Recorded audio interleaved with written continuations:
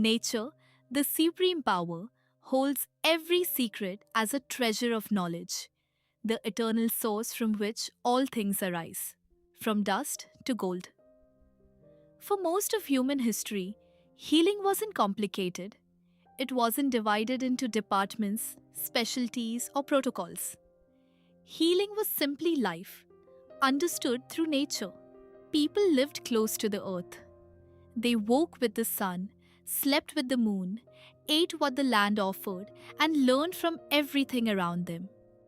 They watched how rivers carved their path, how trees healed themselves after storms, how animals rested when injured, and how plants regenerated even after being cut. From these simple observations, humanity discovered something profound. Everything is connected. The body, the mind, the emotions, the breath, the soul, all part of one continuous flow of energy. This understanding became holistic medicine, not alternative, not complementary. It was the original mainstream, the foundation of human survival and human wisdom. It shaped Ayurveda in India, the first systematic medical system on earth, and later influenced Siddha in Tamil Nadu, Unani in Persia and Greece, or four humus body fluids.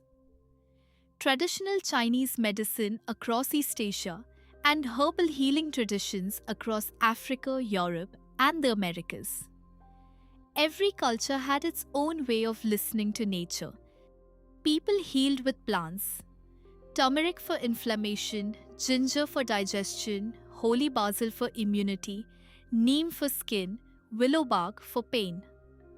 Plants were the first doctors, the first pharmacy, the first teachers. People learned from animals how cats stretch to release tension, how dogs seek warmth when sick, how elephants use mud as natural protection, how birds fast when unwell. Animals showed humans the natural laws of recovery. And humans added something unique: awareness. Breath work, meditation, prayer, ritual, movement, intention. Humans combined the physical with the mental and the spiritual. This became yoga, meditation, qigong, tai chi, pranayama, martial arts, and countless mind-body practices. This all depends on a chair. It all depends on nature for one simple reason. With less population, no fast-paced life, enough food, love, and relationships, everything is balanced. But as things change with development, more population, and guidance, nature still manages well. It seems like it sends souls to invent what's needed to fulfill what humans are creating with free will. Then came the scientific revolution. Electricity, machines, microscopes, laboratories, pharmaceuticals, surgery. A new world opened. Powerful, fast, precise. Science saved millions of lives and continues to save millions more. But in this transformation, something else happened. Ancient healing systems were pushed aside. Holistic medicine was renamed. Alternative, complementary, traditional, old. Yet life has a way of returning to its roots. Because life moves in circles, every cycle ends where it began. Everything that begins in nature returns to nature. Human life returns to the earth. Animal life returns to the earth. Plants return to the earth. Even objects, metal rusts, wood decays, stone erodes, all dissolve back into the same source. Nature is the ultimate cause and the final effect. It is the beginning and the ending of everything.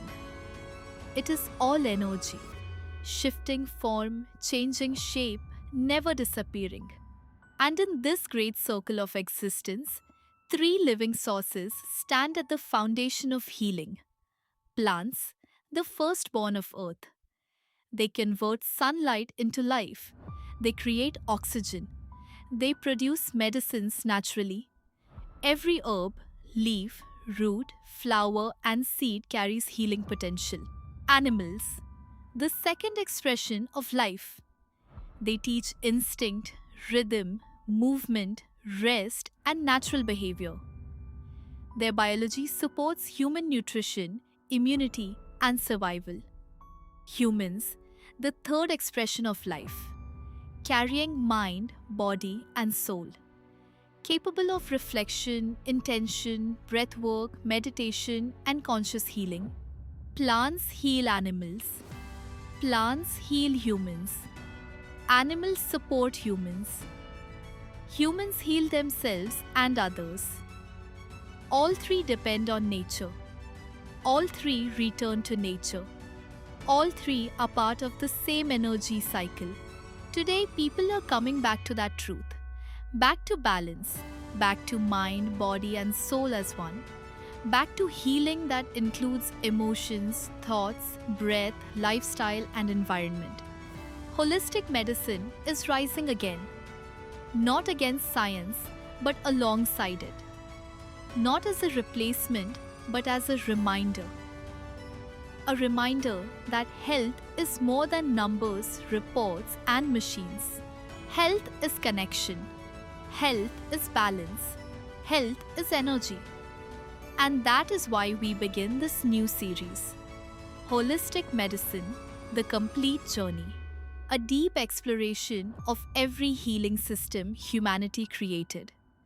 A journey through the wisdom of the past, the science of the present, and the possibilities of the future. We will explore them all: yoga and meditation, herbalism, Ayurveda, Siddha, Unani, traditional Chinese medicine, four humours, body fluids, alchemy, spagyric, homeopathy, electrohomeopathy, naturopathy, energy healing, chiropractic, osteopathy, acupuncture, qigong, reiki, and many more.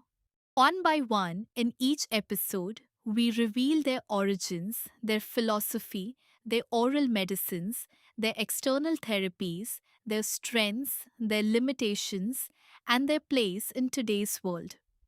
This is the story of how humanity healed, how the circle turned, and how everything that began in nature will always return to nature. Thanks for watching. Share this journey. And stay tuned, because we will reveal each holistic system one by one through nature.